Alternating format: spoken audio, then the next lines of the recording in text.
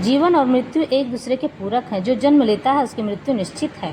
जय श्री राम मित्रों, मैं नीतू पांडे यूट्यूब चैनल पर आप सबका स्वागत करती हूँ। जन्म और मृत्यु ईश्वर के हाथ में है, पर जीवन यानी जन्म और मृत्यु के बीच का भाग हमारे हाथ में है।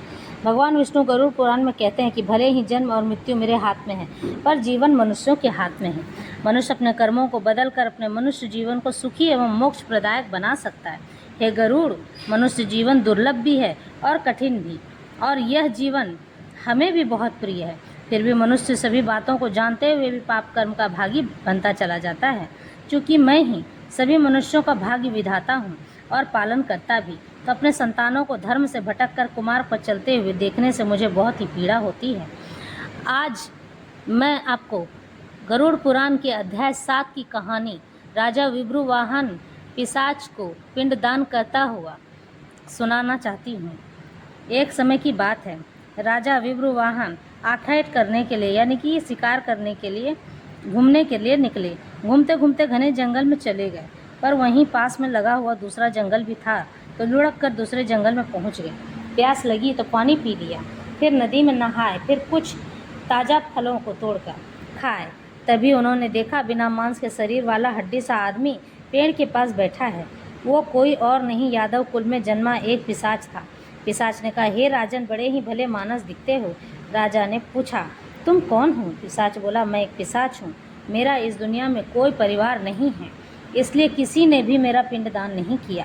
मैं एक यादव परिवार का इकलौता बेटा था, पर मेरी कोई संतान न हुई। इससे मेरा सारा कुल समाप्त हो गया। मैं बहुत ही धार्मिक प्रवृत्ति का व्यक्ति था, दान पुण्य पूजा पाठ हमेशा ही करता था।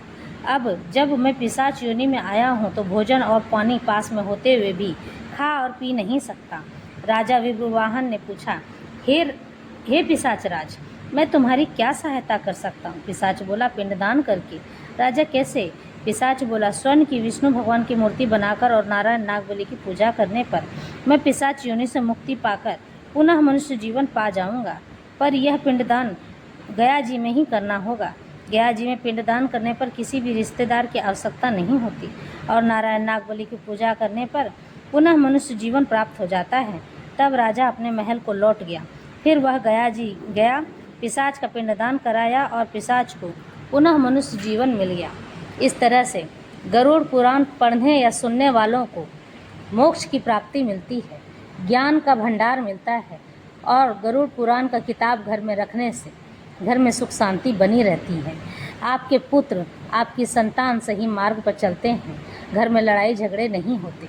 गरुड़ पुराण की किताब सिर्फ रखने भर से इतनी सारी मनुष्य को सुख मिलता है। आज के लिए